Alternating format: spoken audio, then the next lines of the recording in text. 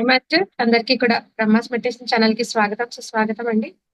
ఈ జూమ్‌కి విచ్చేసిన ఆత్మబంధువులందరికీ కూడా నా యొక్క హృదయపూర్వక ఆత్మ ప్రణామాలు, కృతజ్ఞతలు మాస్టర్స్. ఎంతో చక్కగా ఇప్పటి వరకు అద్భుతంగా ధ్యానం చేశాము. ధ్యానం ద్వారా అనంతమైన శక్తిని కూడా పొందాం మాస్టర్స్. ఇంత చక్కటి అద్భుతమైన ఈ జ్ఞాన మార్గాన్ని అందించిన మనందరి గురువైన బ్రహ్మర్షి సుభాష్ పత్రి సారికి కూడా ఆత్మ ప్రణామాలు తెలుపుకుంటూ వారిని కూడా ఈ జూమ్ సెషన్‌లోకి ఇన్వైట్ చేసుకుందాం మాస్టర్స్. ప్రతిరోజు కూడా ఎంతో గొప్పగా మన యొక్క ఆత్మ ప్రయాణంలో భాగంగా ధ్యానం, దాంతో పాటు జ్ఞానం, సజ్జన సాంగత్యం ప్రతిరోజు కూడా చేస్తున్నాం. ఎంతో ఒక దివ్య ప్రణాళికతో ఈ రోజు చక్కటి జ్ఞానాన్ని అందించడానికి మనతో పాటు తిరుపతి రెడ్డి గారు పామూరు నుంచి మన జూమ్ సెషన్ కి విచ్చేసి ఉన్నారు మాస్టర్స్. ఈ రోజు ఒక టాపిక్ ఆధ్యాత్మికత శాస్త్రం 6 సార్లు అనే ఒక టాపిక్ తో సాధక జ్ఞానాన్ని అందుకుందాం. మీకు బ్రహ్మాస్ మెడిటేషన్ ఛానల్ కి స్వాగతం, సుస్వాగతం sir. Thank you so much sir. Over to you sir. Thank you madam. ముందుగా మనందరి గురువు, విశ్వగురువు, జగద్గురువు అయినటువంటి బ్రహ్మర్షి పితామహ పత్రిజీ గారి పాదపద్మకు నమస్కరించుకుంటూ ఈరోజు మనం క్లాస్ ప్రారంభించుకుందాం. అంతకంటే ముందుగా మీరు మా మెడిటేషన్ ఛానల్ వారు నాకు ఇచ్చినటువంటి అవకాశానికి మీకు కృతజ్ఞతాపూర్వకంగా వందనాలు తెలుపుకుంటున్నాను. అదేవిధంగా ఈ జూమ్లో వీక్షిస్తున్నటువంటి ఆత్మ బంధువులకు, అదేవిధంగా యూట్యూబ్లో వీక్షిస్తున్నటువంటి అందరికీ కూడా నా హృదయపూర్వక ధన్యవాదాలు. ఈరోజు మనము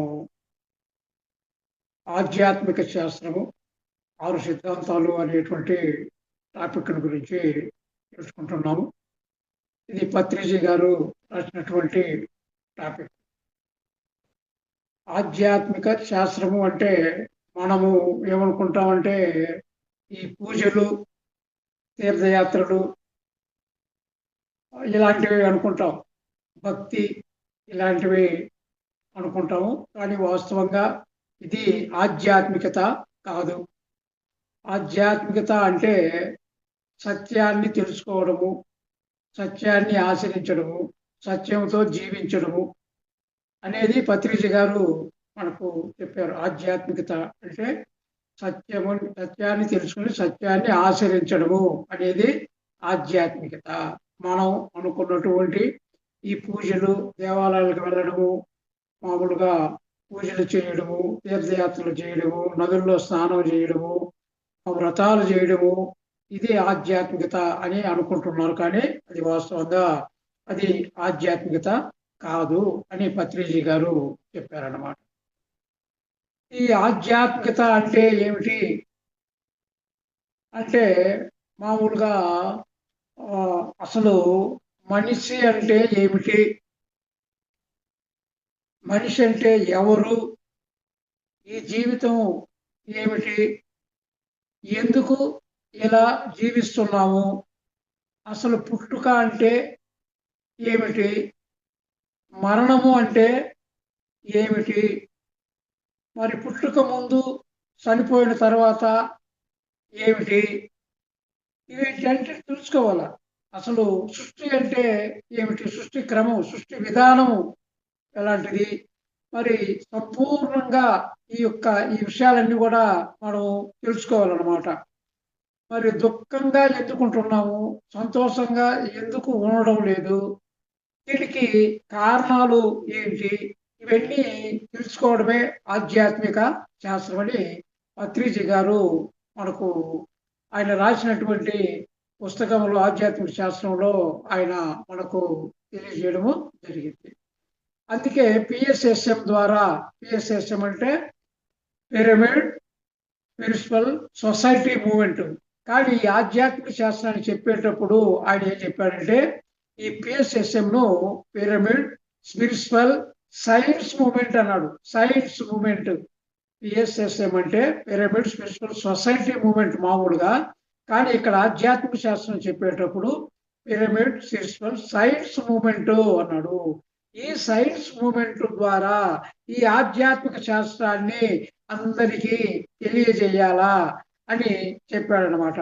ఈ ఆధ్యాత్మిక శాస్త్రము తెలియకపోతే పత్రిజీ గారు ఏమన్నారంటే గుడ్డెద్దు చేలో పడ్డట్టు అన్నాడు. గుడ్డెద్దు చేలో పడ్డట్టు.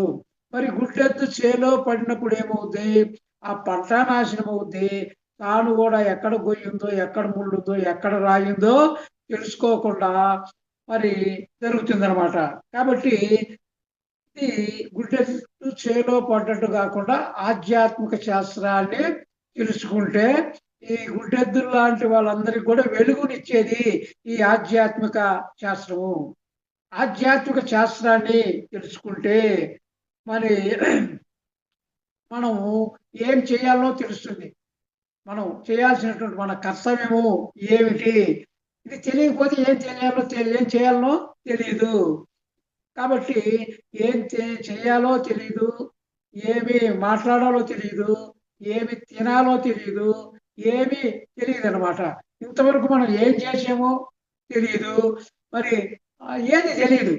మరి ఇవన్నీ తెలియాలి మనకంటే మనం తెలుసుకోవాల్సింది ఆధ్యాత్మిక శాస్త్రము. అసలు సంసారం అంటే ఇది, సంసారం ఎలా చేయాలా అనేది కూడా తెలియదు. అందరూ గుడ్డెద్దుల్లాగానే ఉన్నారు. ఎందుకంటే ఆధ్యాత్మిక శాస్త్రము అవగాహన లేదు కాబట్టి ఈ గుడ్డెద్దులాగా అందరూ ప్రవర్తిస్తూ ఉన్నారు. ఆధ్యాత్మిక శాస్త్రం తెలియని వాళ్ళ జీవితాలు గుడ్డి ఎద్దు చేలో పడిన సందంగా ఉన్నాయి అని చెప్పనమాట. ఈ గుడ్డెద్దులు లాంటి వాళ్ళందరికీ కూడా ఈ యొక్క అంటే చూపును కలిగించేది ఈ యొక్క ఆధ్యాత్మిక శాస్త్రము. అంటే ఈ గుడ్డెద్దు చేలో పడినప్పుడు ఏమవుతుంది, ఎక్కడ ముళ్ళు ఉంటాయో, ఎక్కడ రాళ్ళు ఉంటాయో ఏమి తెలియదు. కాబట్టి ఎక్కడ గొయ్యి ఉంటుందో ఆ గొయ్యిలు పడుతుందో కూడా తెలియదు. అందువల్ల ఈ వెలుగును చూపించేది ఈ ఆధ్యాత్మిక శాస్త్రం. అంటే ఈ వెలుగును, అజ్ఞానులకు వెలుగును చూపించేది ఈ యొక్క ఆధ్యాత్మిక శాస్త్రము. కాబట్టి ఈ ఆధ్యాత్మిక శాస్త్రం తెలియకుంటే ప్రమాదము ఏంటి అంటే పత్రిజీ గారు ఏం చెప్పాడంటే, పక్కవాడు కారు కొంటే నేను కారు కొనాలా అంటే ఆధ్యాత్మిక శాస్త్రం తెలియనటువంటి వాళ్ళ మనస్తత్వం ఎలా ఉంటుందంటే, పక్కవాడు కారు కొంటే నేను కారు కొనాలా, పక్కవాడు మంచి బట్టలు వేసుకుంటే నేను అంతకన్నా మంచి బట్టలు వేసుకోవాలి, పక్కవాడికి ఒక పెళ్ళాం ఉంటే నాకు ఇద్దరు పెళ్ళాలు కావాలని నేను చెప్పడం కాదు, ఇది పత్రిజీ గారు చెప్పారు. ఇది అన్ని ఆయన చెప్పింది నేను చెప్తున్నా. నాకు ఇద్దరు కావాలా అంటాడు. పక్కవాడికి ఒక మేడ ఉంటే నాకు అంతకంటే పెద్ద మేడ కావాలి అనుకుంటాడు. అలా అనుకుంటాడు. ఎందువల్ల? ఆధ్యాత్మిక శాస్త్రము తెలియనందువల్ల ఈ విధంగా అనుకుంటాడు. కానీ పక్కవాడు వివేకానందుడే, నేను ఎందుకు వివేకానందుడిని కాలేకపోయాను, పక్కవాడు ఒక వివేకానందుడైనప్పుడు నేను ఎందుకు కాలేను, పక్కవాడుకు ఒక జీసస్ క్రీస్తు లాంటి వాడు నేను ఎందుకు కాలేకపోయాను అని మాత్రము ఆలోచించడు. కానీ మిగతా విషయాల్లో వాడికి ఉంది నాకు లేదు, నాకు కావాలని ఆరాటపడుతూ ఉంటాడు. ఎందువల్ల అంటే ఆధ్యాత్మిక శాస్త్రము యొక్క అవగాహన లేనందువల్ల ఈ విధంగా ఉంటారు. కాబట్టి ఇప్పుడు సైంటిస్టులు, చాలా మంది సైంటిస్టులు ఉన్నారు, వాళ్ళందరూ ఆధ్యాత్మిక శాస్త్రవేత్తలు. వాళ్ళందరూ వాళ్ళందరూ ఒక జీసస్ కానీ, వివేకానందుడు కానీ, గౌతమ బుద్ధుడు కానీ, వర్ధమాన మహావీరుడు కానీ, శ్రీకృష్ణ పరమాత్మ కానీ, వీర బ్రహ్మేంద్ర స్వామి కానీ, కబీరు కానీ, నానక్ కానీ, మహావతార్ బాబాజీ కానీ, యుక్తేశ్వరగిరి కానీ, మరి యోగానంద పరమహంస, వీళ్ళందరూ ఎవరు? ఆధ్యాత్మిక శాస్త్రజ్ఞుడు. వీళ్ళందరూ ఆధ్యాత్మిక శాస్త్రం. మనం అందరము ఎవరినైతే పూజిస్తున్నామో, ఎవరికైతే గుళ్ళు కట్టించామో, ఎవరికైతే మసీదులు కట్టించామో, ఎవరికైతే చర్చిలు కట్టించి వాళ్ళందరికీ మనము పూజలు చేస్తున్నామో వాళ్ళు ఎవరయ్యా అంటే వాళ్ళందరూ కూడా ఆధ్యాత్మిక శాస్త్రాన్ని అవపోషణ పట్టినటువంటి వాళ్ళనే మనం దేవుళ్ళుగా మనము పూజిస్తున్నాము. వాళ్ళందరూ కూడా ఆధ్యాత్మిక శాస్త్రాన్ని అవపోషణ పట్టిన వాళ్ళే. పత్రిజీ గారు ఏం చేశారంటే, ఇప్పుడు భౌతికంగా అంటే ప్రాపంచిక చదువుల కోసము ఎన్నో శాస్త్రాలు ఉన్నాయి. ఫిజిక్స్ ఉంది, కెమిస్ట్రీ ఉంది, మ్యాథ్స్ ఉంది, తెలుగు ఉంది, రకరకాల శాస్త్రాలు, లెక్కలేనన్ని శాస్త్రాలు ఉన్నాయి. కానీ ఆధ్యాత్మిక శాస్త్రము బోధించటానికి మరి ఏమి లేదు. ఈ ప్రాపంచిక శాస్త్రాలను వీటిని బోధించడానికి స్కూల్స్ ఉన్నాయి, కాలేజీలు ఉన్నాయి, యూనివర్సిటీలు ఉన్నాయి. కానీ ఈ ఆధ్యాత్మిక శాస్త్రాన్ని బోధించడానికి ఏమీ లేవు. కాబట్టి వీటిని బోధించడానికి పిఎస్ఎస్ఎం ద్వారా ఈ ఆధ్యాత్మిక శాస్త్రాన్ని నేను అందరికీ తెలియజెప్పాలా అని ఈ పిఎస్ఎస్ఎం ద్వారా ఈ ఆధ్యాత్మిక శాస్త్రాన్ని అందరికీ చెప్పడానికి ఇది పూనుకున్నాడు అనమాట పత్రిజీ గారు. ఆధ్యాత్మిక శాస్త్రంలో కృష్ణ భగవానుడు భగవద్గీతలో కూడా ఏం చెప్పాడంటే, అన్ని శాస్త్రాల కంటే ఆధ్యాత్మిక శాస్త్రాన్ని నేను అన్నాడు. ఆధ్యాత్మిక శాస్త్రాలలో ఆధ్యాత్మిక శాస్త్రాన్ని నేను అన్నాడు. అంటే ఆధ్యాత్మిక శాస్త్రము అంత గొప్పది అని అర్థం అన్నమాట. కాబట్టి ఈ ఆధ్యాత్మిక శాస్త్రాన్ని కానీ మనము అవగాహన చేసుకుంటే మనం అందరము కూడా ఎలా అవుతామంటే, ఒక వివేకానందులాగా, ఒక గౌతమ బుద్ధునిలాగా, ఒక వర్ధమాన మహావీరుడిలాగా మనమంతా కూడా అలా తయారు అవుతాము. ఎప్పుడు తయారవుతాము అంటే, ఈ యొక్క ఆధ్యాత్మిక శాస్త్రాన్ని మనము అవగాహన చేసుకున్నప్పుడు మనము కూడా ఆధ్యాత్మిక శాస్త్రజ్ఞులము అయిపోతాము. మరి పత్రిజీ గారు ఇంకొక మాట అన్నారు, ఈ ఆధ్యాత్మిక శాస్త్రం తెలుసుకోవటానికి మనం ఎక్కడికో పోవన్న అవసరం లేదు, మరి సన్యాసం తీసుకోవాల్సినటువంటి అవసరం లేదు, హిమాలయాలకు వెళ్ళాల్సినటువంటి అవసరము లేదు, భార్యా బిడ్డల్ని ఇల్లు వదలాల్సినటువంటి అవసరం కూడా ఉండదు. హాయిగా మనము ఉన్న చోటనే ఉంటూ ఈ ఆధ్యాత్మిక శాస్త్రాన్ని మనము ఆపోషణ పట్టవచ్చు. మనము భార్యా బిడ్డలను వదలాల్సిన అవసరం లేదు, వ్యాపారాన్ని వదలాల్సిన అవసరం లేదు, ఉద్యోగాన్ని వదలాల్సిన అవసరం లేదు. మనం ఏ పని చేస్తున్నామో ఆ పనిని వదిలిపెట్టి ఎక్కడికో వెళ్ళాల్సిన అవసరం లేదు. సంసారంలోనే నిర్వాణము. మనం ఉన్న చోటనే ఉండి మనము ఈ ఆధ్యాత్మిక శాస్త్రాన్ని మనము నేర్చుకోవచ్చు, తెలుసుకోవచ్చు. మనం ఆధ్యాత్మిక శాస్త్రవేత్తగా తయారు కావచ్చు అని చెప్పాడు పత్రిజీ గారు. ఇది ఆధ్యాత్మిక శాస్త్రం గురించి. ఇకపోతే ఈ ఆధ్యాత్మిక శాస్త్రంలో 6 సిద్ధాంతాలు అని చెప్పుకున్నాం. మరి 6 సిద్ధాంతాలు ఏమిటి అంటే, ఇక్కడ 6 సిద్ధాంతాలు నెంబర్ 1 వచ్చేసి ఆత్మ సిద్ధాంతము, నెంబర్ 1 వచ్చేసి ఆత్మ సిద్ధాంతము, నెంబర్ 2 వచ్చేసి పునర్జన్మ సిద్ధాంతము, నెంబర్ 3 వచ్చేసి కర్మఫల సిద్ధాంతము, నెంబర్ 4 వచ్చేసి పురోగమన సిద్ధాంతము, నెంబర్ 5 యోగ సిద్ధాంతము, నెంబర్ 6 అనేక సిద్ధాంతము. ఇలా 6 సిద్ధాంతాలను మనకు పత్రిజీ గారు చెప్పారు. వీటిని సిద్ధాంతాలు అన్నాడు, వాటిని సత్యాలు అన్నాడు, వాటిని ప్రతిపాదనలు అన్నాడు, వాటిని అవగాహనలు ఏ విధంగా పిలుచుకోవచ్చు, ఎలాగైనా మనము పిలుచుకోవచ్చు అన్నమాట. అంటే సత్యాలు అనవచ్చు, సిద్ధాంతాలు అనవచ్చు, ప్రతిపాదనలు అనవచ్చు, అవగాహనలు అనవచ్చు. ఏ విధంగానైనా మనము వాటిని పిలుచుకోవచ్చు. ఇప్పుడు మనము మొట్టమొదటిగా ఈ యొక్క ఆత్మ సిద్ధాంతాన్ని గురించి మనము తెలుసుకుందాం. ఆత్మ సిద్ధాంతము 6 సిద్ధాంతాల్లో మొదటిది ఆత్మ సిద్ధాంతము. మనమందరము ఆత్మ పదార్థాలమే. పత్రిజీ గారు ఏం చెప్తున్నాడు ఆత్మ సిద్ధాంతాన్ని గురించి అంటే, మనం అందరము ఆత్మ పదార్థాలము. ఇప్పుడు గాలి ఉంది, గాలి అన్ని చోట్ల ఉంది కదా, అదే విధంగా ఆత్మ పదార్థం కూడా అన్ని చోట్ల ఉంది. నేను ఒక ఆత్మ పదార్థము, మీరు ఒక ఆత్మ పదార్థము. నేను మాట్లాడేది ఆత్మ పదార్థంతోనే, మీరు వినేది కూడా ఆత్మ పదార్థాలతోనే అని చెప్పారు అన్నమాట పత్రిజీ గారు. మనం ఆత్మ పదార్థాలమే అని తెలుసుకుంటే జ్ఞాని. మనము ఆత్మ పదార్థాలము అని తెలుసుకుంటే జ్ఞాని, తెలుసుకోకపోతే అజ్ఞాని. ప్రపంచంలో 2 రకాలైన మనుషులు ఉంటారు. వాళ్ళు ఎవరయ్యా ఆ 2 రకాల మనుషులు అంటే, 1 తెలిసిన వారు, 2 తెలియని వారు. నేను ఆత్మ పదార్థము అని తెలుసుకుంటే వాళ్ళను జ్ఞానులు అంటాము. నేను శరీర పదార్థము అనుకుంటే వాళ్ళను అజ్ఞానులు అంటాం అన్నమాట. అంటే నేను శరీర పదార్థం అంటే వాళ్ళకి తెలియదు. ఆత్మ అనే దాని గురించి తెలియదు. వాళ్ళకు తెలియదు కాబట్టి వాళ్ళు అజ్ఞానులు. మా అమ్మ చనిపోయింది, నా కొడుకు చచ్చిపోయాడు అని ఏడ్చుకునేవాళ్ళు వాళ్ళు అజ్ఞానులు. ఎందుకు చచ్చిపోయారని ఏడుస్తున్నారు? మా అమ్మ చనిపోయింది, నా కొడుకు చనిపోయాడు, మా బంధువులు చనిపోయారు అని ఏడ్చే వాళ్ళందరూ కూడా అజ్ఞానులు. మా అమ్మ వెళ్ళిపోయింది, పైలోకాలకు వెళ్ళింది, అక్కడ సంతోషంగా ఉంది అనుకునే వాళ్ళు జ్ఞానులు అంటాడు పత్రిజీ.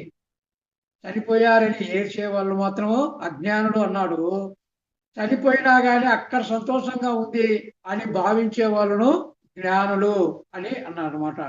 అజ్ఞానులు మా అమ్మ పోయింది, నాకెవరు ఉన్నారు, నాకు దిక్కు లేదు అని బాధపడి ఏడ్చే వాళ్ళంతా కూడా అజ్ఞానులు అని చెప్తాడు పత్రిజీ గారు.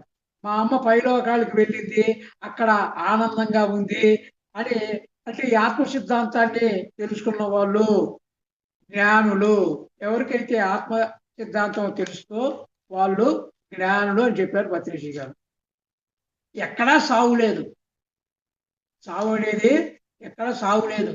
శరీర తత్వంలో ఉన్నవాడికే సావు ఉంది. ఆత్మకు సావు లేదు. ఆత్మకు పుట్టుక లేదు, సావు లేదు. సావు పుట్టుకలు లేనిది ఆత్మ. శరీర పదార్థానికి అది పుట్టుక ఉంది, సావు ఉంది. మాట్లాడేవాడు సావుడు. మాట్లాడేవాడు మాట్లాడుతూనే ఉంటాడు, వినేవాడు వింటూనే ఉంటాడు.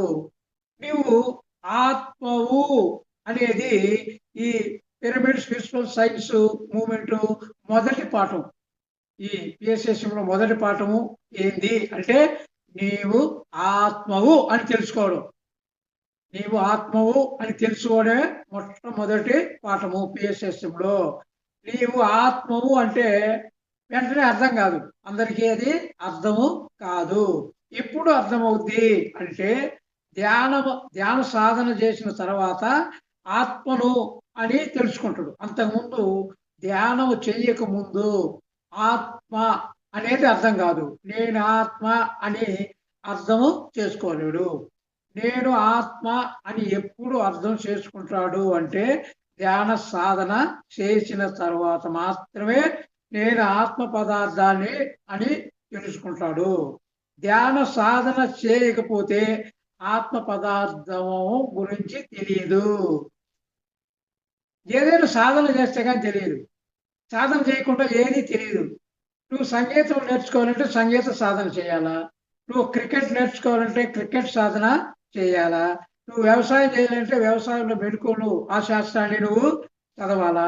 నువ్వు వంట చేయాలంటే ఆ పాకశాస్త్రంలో నువ్వు ప్రావీణ్యత సంపాదించాలా? కాబట్టి నువ్వు ఏది నేర్చుకోవాలన్నా దానికి సంబంధించినటువంటి దాన్ని నువ్వు తెలుసుకోవాలా, నేర్చుకోవాలా. అలాగే నువ్వు ధ్యాన సాధన చేస్తే ధ్యాన సాధన చేసినప్పుడు ఏమవుతుంది? మనకు జ్ఞానం వస్తుంది.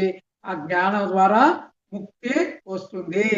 అందుకే పత్రిజీ గారు జ్ఞానాన్ ముక్తి అన్నారు. అంటే జ్ఞానం వలన ముక్తి వస్తుంది, జ్ఞానం వలన ముక్తి వస్తుంది అని చెప్పాడు అనమాట. కాబట్టి చనిపోయినప్పుడు శరీరం నుండి ఆత్మ అనేది బయటికి వెళ్ళిపోద్ది.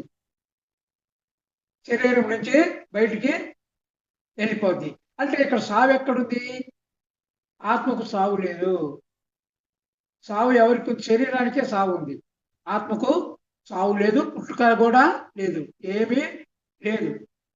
ఇలాంటి భగవద్గీతలో కృష్ణ పరమాత్ములు ఏం చెప్పాడంటే జాయతే మ్రియతే వా కదాసే నాయం భూత్వా భవిత వానభూయ అజో నిత్య శాశ్వతోయం పురాణో నహన్యతే అన్యమానే శరీరే. భగవద్గీతలో చెప్పాడు ఆత్మను గురించి.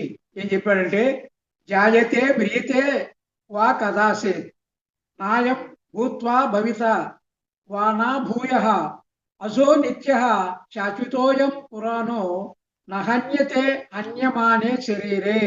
అంటే ఆత్మ పుట్టేది గాని చనిపోయేది గాని కాదు. నా జాయితే మ్రియతే అంటే అది పుట్టేది కాదు, చనిపోయేది కాదు. అలాగని ఒకప్పుడు ఉండేది మరొకప్పుడు ఉండేది కూడా కాదు, ఆత్మ జనితమైనది కాదు, ఎప్పుడు ఒకేలాగా ఉండేది, మార్పు అనేటువంటిది ఉండదు, ఎప్పుడు ఒకేలాగా ఉంటుంది, నాశనము లేనిది, ఆత్మ నాశనము లేనిది, సనాతనమైనది, ఎప్పటి నుంచో ఉంది, ఇది సనాతనమైనది. ఆ ఇది సనాతనమైనది, అది సావదు, సంపబడదు, శాశ్వతమైనది, ఇది సావదు, సంపబడదు, నశించదు. ఆత్మ నశించదు, శరీరం మాత్రమే నశిస్తుంది. ఇది తెలుసుకున్నవాడు జ్ఞాని. ఆత్మకు సావు లేదు, శరీరానికే మరణమని తెలుసుకున్నవాడు జ్ఞాని. ఇది తెలుసుకోని వాడు అజ్ఞాని. ఇంతే తేడా. నేను శరీరము అనుకుంటే అజ్ఞాని, నేను శరీరం మాత్రమే కాదు, నేను ఆత్మ పదార్థాన్ని అని తెలుసుకున్న వాళ్ళు జ్ఞానులు అని చెప్తారన్నమాట. కాబట్టి ఎప్పుడో ఒకసారి ఈ అజ్ఞానులు కూడా జ్ఞానులు కావాల్సిందే. వాళ్ళు ఏదో ఒకరోజు ఈ ధ్యాన మార్గంలోకి రావాల్సిన వాళ్ళే. అంటే కొందరు ముందు, కొందరు వెనుక. మనం ముందున్నాము, తర్వాత వాళ్ళు వస్తారు. కాబట్టి వెనక ముందు అందరూ రావాల్సిందే, అందరూ ధ్యాన సాధన చేయాల్సిందే, అందరూ జ్ఞానాన్ని పొందాల్సిందే, అందరూ పూర్ణాత్మగా ఎదగాల్సిందే. ఏదో ఒక రోజుకు తప్పదు. కాబట్టి ఇదంతా కూడా ఇది ఆత్మ గురించి అది చెప్పాడు. ఇంకా ఆత్మ గురించి భగవద్గీతలో ఏం చెప్పారు శ్రీకృష్ణ భగవానుడు అంటే, నైనం చిందంతి శస్త్రాన్ని నైనం దహత నశైనం క్లేదయంతోపో నా శోషయతి మారుత అన్నారు. నైనం చిందంతి శస్త్రాన్ని నైనం దహతి నశైనం క్లేదయంతోపో శోషయతి మారుత అన్నాడు. అంటే ఈ ఆత్మను శస్త్రాలు ఛేదించలేవు. నైనం చిందంతి శస్త్రాన్ని, ఇటువంటి శస్త్రాలు కూడా ఈ యొక్క ఆత్మను ఛేదించలేవు. నైనము దహతి, అదేవిధంగా అగ్ని దహించలేదు, అగ్ని కూడా ఏం చేయలేదు, ఆత్మను దహించలేదు. మరి శస్త్రాలు ఛేదించలేవు, అగ్ని దహించలేదు, నీరు తడపలేదు, గాలి ఆరబెట్టడం లేదు. ఆత్మను ఏం చేయలేవు. శస్త్రాలు కానీ, అగ్ని కానీ, నీరు కానీ, పంచభూతాలు ఏమి చేయలేవు. శరీరం మాత్రం వీటన్నిటికీ మరి తప్పించుకోలేదు. శరీరం శస్త్రాలతో ఛేదించబడుతుంది, అగ్నికి దహనం అయిపోతుంది, దహించి పోతుంది శరీరం. గాలిలో అంటే ఎండలో ఉంటే ఎండిపోతుంది శరీరము, నీటిలో ఉంటే నానిపోతుంది శరీరము. కానీ ఆత్మకు ఆ పరిస్థితి లేదు. ఏమి కూడా ఏ పంచభూతాలు ఏమీ కూడా ఏమీ చేయలేదు. కాబట్టి ఇది అర్జునుడికి ఈ ఆత్మ పదార్థాన్ని గురించి భగవద్గీతలో అప్పుడు వివరిస్తాడు అన్నమాట. ఇంకా ఏం చెప్తాడు అంటే ఆత్మల గురించి, అశోష అన్వశోషస్వం ప్రజ్ఞా వాదాంశ భాషసే గతాసూంచ నాను శోషించి పండిత అంటాడు. నువ్వు దేనికోసం ఏడుస్తున్నావయా? ఎందుకు ఏడుస్తున్నావు? దుఃఖించ దాని గురించి నువ్వు ఎందుకు దుఃఖిస్తావు? ఏడవకూడని దాని గురించి నువ్వు ఏడుస్తున్నావు. మళ్ళా గొప్ప పండితుల్లాగా మాట్లాడుతున్నావే. ఏం చెప్తున్నావు నువ్వు? నేను యుద్ధం చేయను, నా బంధువుల్ని, నా గురువుల్ని, నా స్నేహితుల్ని నేను చంపుకోవాలా? నాకు వద్దు, ఈ యుద్ధం వద్దు. నేను ఇదంతా పాపం, ఈ పాపము నాకు వద్దు. నేను అడుక్కొనైనా బ్రతుకుతాను కానీ ఈ పాపం నేను చెయ్యలేను అని నువ్వు నీతులు చెప్తున్నావు. ఓ పక్కేమో వాళ్ళందరూ నా బంధువులు అని వ్యామోహం చూపిస్తున్నావు. వాళ్ళంతా నువ్వేం చంపడం కాదు, నువ్వేం చంపడం లేదు. కాబట్టి నీకు అసలు తెలియదు, ఆత్మ అంటే తెలియదు. ఆత్మకు సావు లేదని విషయం నీకు తెలియదు. నువ్వు చంపడం లేదు, నువ్వు వాళ్ళ శరీరాలను మాత్రమే చంపేది. నువ్వు నిమిత్త మాత్రుడివి. ఎందుకు అంటే ధర్మయుద్ధం చేయాలి, తప్పదు. నువ్వు దుఃఖించాల్సినటువంటి చనిపోయిన వాళ్ళ గురించి కానీ, బ్రతికున్న ఉన్న వాళ్ళ గురించి కానీ నువ్వు ఆలోచించాల్సినటువంటి అవసరము లేదు. ఏ రోజుకైనా సావాల్సిందే. ఆ శరీరం మరణించాల్సి, ఆత్మ మాత్రము సావదు. కాబట్టి నువ్వు దేనికోసం దుఃఖిస్తున్నావు? దుఃఖించ దాని గురించి నువ్వు దుఃఖపడుతున్నావు. పైగా పండితుల్లాగా మాట్లాడుతున్నావు. కాబట్టి ఇప్పుడు బ్రతికున్న జీవుల నుంచి కానీ మరణించినటువంటి జీవుల్ని నుంచి కానీ ఏమాత్రము దుఃఖించాల్సిన అవసరం లేదు. పండితులు అనేవాళ్ళు ఆ విధంగా దుఃఖించరు. కాబట్టి ఆత్మ సిద్ధాంతం అర్థమైతే శ్రీకృష్ణ భగవానుడు చెప్పినట్లు ఆత్మ సిద్ధాంతం కానీ అర్థమైతే మనకు అసలు శత్రువులు అనే వాళ్ళే ఉండరు. శత్రుత్వమే ఉండదు. ఎటువంటి బాధలు ఉండవు. ఆనందంగా జీవిస్తాము. ఒకవేళ ఏదైనా ఈ కష్టాలు బాధలు వచ్చినా తట్టుకునే శక్తి వస్తుంది ఈ ఆత్మ సిద్ధాంతం కానీ తెలిసినట్లయితే. మరి దీనికి మనం ఉదాహరణగా రమణ మహర్షిని మనం చెప్పుకోవచ్చు. రమణ మహర్షికి క్యాన్సర్ అయినా కానీ ఆయన ఇది నా శరీరానికే కాదు నాకు కాదు అని ఆ స్థితిలో ఉన్నాడు. అటువంటి బాధను భరించాడు ఆయన. ఏ బాధ ఆ బాధాన్ని కూడా అనిపించలే ఆయన. అంటే ఆత్మస్థితిలో ఉన్నాడు ఆయన. ఆత్మస్థితిలో ఉన్నోళ్ళకు ఎటువంటి బాధలు ఏమీ తెలియవు. శరీర స్థితి, నేను శరీరాన్ని అనుకున్నప్పుడే బాధలు, నేను ఆత్మను అనుకున్నప్పుడు బాధలు లేవు. దాన్ని రమణ మహర్షి నుంచి మనము తెలుసుకోవచ్చు. మరి భీష్ముడు అంపశయ మీద శరీరం అంతా బాణాలు, 1000 బాణాలు, రక్తం కారుతూ ఉంది. మరి అంపశయ మీద ఉన్నాడు. యుద్ధం పూర్తి అయ్యేంత వరకు అంపశయ మీదనే ఆ రక్తం కారుతూ ఉన్నాడనమాట. మరి ఆయన ఏమన్నాడు? నేను శరీరాన్ని కాదు, నేను శుద్ధ చైతన్యాన్ని అన్నాడు. నేను శుద్ధ చైతన్యాన్ని, నేను ఒక ఆత్మ పదార్థాన్ని, ఈ శరీరాన్ని కాదు అన్నాడు. మరి ఇటువంటి అవగాహన ఉంది కాబట్టి వాళ్ళు ఏమి బాధ అనిపించదు వాళ్ళకు. ఎవరికైనా సరే ఆత్మ స్థితిలో ఉన్నప్పుడు, మనకైనా కానీ ఆత్మస్థితిలో ఉన్నప్పుడు మనం ఎటువంటి బాధను వ్యక్తపరచము. అంతేకాకుండా జీవితం అంతా ఆనందంగా ఆరోగ్యంగా ఆత్మ సిద్ధాంతము మనకు అవగాహన అయినప్పుడు.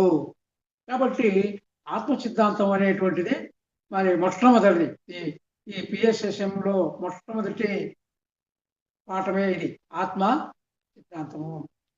ఆత్మల గురించి చాలా చెప్పారు. అహం బ్రహ్మస్మిని, నేనే బ్రహ్మను, తత్వమసి, నువ్వు కూడా అదే, అయమాత్మ బ్రహ్మ, ప్రజ్ఞానం బ్రహ్మ, ఇలాంటి చాలా వేదాల్లో వేదవాక్యాలు వెళ్ళి ఆత్మల గురించి కూడా చెప్పబడినవి. ఇది మొదటిది. ఇక రెండవ సిద్ధాంతము జన్మ పునర్జన్మ సిద్ధాంతము. జన్మ పునర్జన్మ సిద్ధాంతము. మరి ఆ సూర్యుడు కానీ, చంద్రుడు కానీ, ఆ నక్షత్రాలు కానీ, గాలి, నీరు, చెట్టు, చేమ, జంతువులు అంతా కూడా ఆత్మ పదార్థమే. ఆత్మ పదార్థం కానిదంటూ ఏమీ లేదు. ఆత్మ సర్వత్రా వ్యాపించి ఉంది. ఈ ఆత్మ పదార్థం అంతటా ఉంది. మూల చైతన్యం నుంచి ఎన్నో ఆత్మలు వచ్చాయి. ఆ మూల చైతన్యం నుంచి ఎన్నో ఆత్మలు, ఆ బ్రహ్మాత్మల నుంచి ఎన్నో బ్రహ్మాండాలు వచ్చినాయి. ప్రతి ఆత్మ ఈ యొక్క ఆత్మ పదార్థాలను ఆత్మ బిందువులుగా, అంటే ఆ పూర్ణాత్మ నుంచి అంశాత్మలు, ఆ బిందువులు అంటే ఈ యొక్క సకల లోకాలలో ఈ వచ్చేసినాయి. సకల లోకాలు, అన్ని లోకాలు, ఈ భూలోకము, భూర్లోకము, సూర్లోకము, జనాలోకము, మహాలోకము, తపోలోకము, సత్యలోకాలే కాక ఇలాంటి లోకాలు ఎన్నో లోకాలు ఉన్నాయి. ఈ లోకాలన్నింటిలోకి ఈ యొక్క అంశాత్మలు వచ్చినాయి అన్నమాట. ఎందుకు వచ్చాయి? అనుభవాలను పొందటానికి, తను తాను తెలుసుకుంటూ, తను తాను అభివృద్ధి పరుచుకుంటూ ప్రతి లోకంలోనూ ఈ జన్మలు తీసుకుంటూ ఉన్నాయన్నమాట ఈ యొక్క అంశాత్మలు. ఈ విధంగా ఆ లోకాల నుంచి, ఆ పూర్ణాత్మ నుంచి ఇక్కడ ఈ లోకాలలోకి రావడం, ఈ యొక్క జన్మ క్రమాన్నే మనం పునర్జన్మ సిద్ధాంతం అని అంటాం. పునర్జన్మ సిద్ధాంతము. ఆ ఆత్మ ఈ యొక్క మానవ శరీరాల్లోకి వచ్చేస్తాయి అన్నమాట. అంటే అక్కడ నుంచి ఇక్కడికి రావడం, ఈ మూల చైతన్యం నుంచి, పూర్ణాత్మల నుంచి అంశాత్మలుగా అంటే జీవాత్మలుగా వచ్చేది. వీటిని పునర్జన్మ అంటే మనం మరణించిన తర్వాత మళ్ళా తిరిగి ఈ జన్మ తీసుకోవడము. దీన్ని ఈ యొక్క ఆ స్థితిని, ఆ యొక్క ప్రక్రియని ఏమంటామంటే పునర్జన్మ. పునర్జన్మ అంటే తిరిగి జన్మించడము. మరణించిన తర్వాత తిరిగి జన్మించడాన్ని పునర్జన్మ అని అంటాం అన్నమాట. ఇప్పుడు అంటే ఈ శరీరం పోతుంది. ఈ శరీరం పోయినప్పుడు ఆత్మ ఏమవుద్ది? ఆత్మ బయటికి వెళ్ళిపోద్ది. ఆత్మ బయటికి వెళ్ళిపోయినప్పుడు ఏమవుద్ది? అది వేరే లోకంలో ఎక్కువ చేసి ఆ లోకాన్ని నుంచి తిరిగి మరో జన్మ తీసుకుంటుంది. అంటే మనం పాత వస్త్రాన్ని వదిలిపెట్టి కొత్త వస్త్రాన్ని ఏ విధంగా ధరిస్తామో ఆ విధంగా ఈ ఆత్మ కూడా ఈ వృద్ధాప్యమైనటువంటి శిథిలశల్యమైనటువంటి ఆ శరీరాన్ని వదిలిపెట్టి వెళ్ళిపోయి తిరిగి ఇంకొక శరీరంలో జన్మ తీసుకుంటుంది. మరి ఈ విధంగా ఆ జన్మ తీసుకోవడాన్ని ఏమంటామంటే పునర్జన్మ అని అంటాం అన్నమాట. అంటే ఈ విధంగా రకరకాల మానవ శరీరంలోకి ఈ జన్మ తీసుకుంటుంది. ఎందుకు జన్మ తీసుకుంటుంది అంటే అంత తన విలాసం కోసము, తన ఆత్మ ఉల్లాసం కోసము, ఆటలాడటానికి.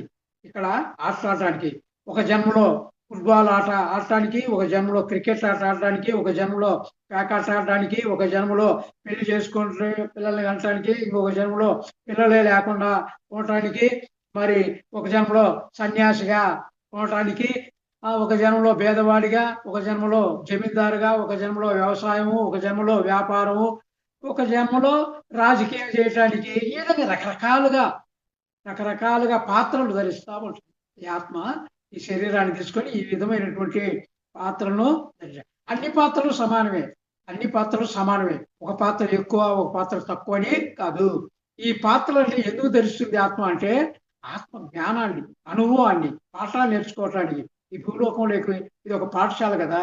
ఈ పాఠశాలలో ఈ పాఠశాలకు ఎందుకు వస్తుందంటే అనుభవాలు, ఆ పాఠాలు నేర్చుకోవటానికి ఇక్కడ వస్తుంది. ఇక్కడ నాటకాలు ఇవన్నీ కూడా నాటకం, పాత్రలు. ప్రతి నాటకము రక్తి కట్టిస్తుంది, మనోరంజకాన్ని కల్పించుకుంటుంది. మనోరంజకం నూతన ప్రయోగాలు చేస్తుంది, రకరకాల ప్రయోగాలు చేస్తుంది అన్నమాట. కాబట్టి దీనివల్ల ఏమవుతుంది? అనుభవాలు వస్తాయి. కొత్త అనుభవాలను నేర్చుకుంటుంది, కొత్త పాఠాలను నేర్చుకుంటుంది. తన యొక్క పరిమితమైనటువంటి బుద్ధిని అపరిమితం చేసుకుంటుంది. ఈ ఆత్మ ఈ శరీరాన్ని తీసుకొని తన యొక్క పరిమితమైనటువంటి ఈ యొక్క బుద్ధిని అపరిమితము చేసుకుంటూ ఉంటుంది. దీనికి జన్మ పునర్జన్మను గురించి శ్రీకృష్ణ భగవాన్ అర్జునుడితో ఏం చెప్తాడంటే, బహూని మే వ్యతీతాని జన్మాని తవతార్జున తాన్యహం వేద సర్వాణి నత్వం వేత్త పరంతప అంటాడు. ఓ అర్జున, ఈ జన్మ కన్నా ముందే నీకు నాకు అనేక జన్మలు ఉన్నాయి. నీకు నాకు అనేక జన్మలు గడిచిపోయాయి, ఎన్నో జన్మలు. ఇప్పటికి ఎన్నో జన్మలు మనము పొందాం, జన్మలు తీసుకున్నాం. ఆ విషయం నాకు తెలుసు, నీకు తెలియదు. ఎందుకు తెలియదు నీకు? నాకెందుకు తెలుసు అంటే నాకు ఆత్మజ్ఞానం తెలుసు.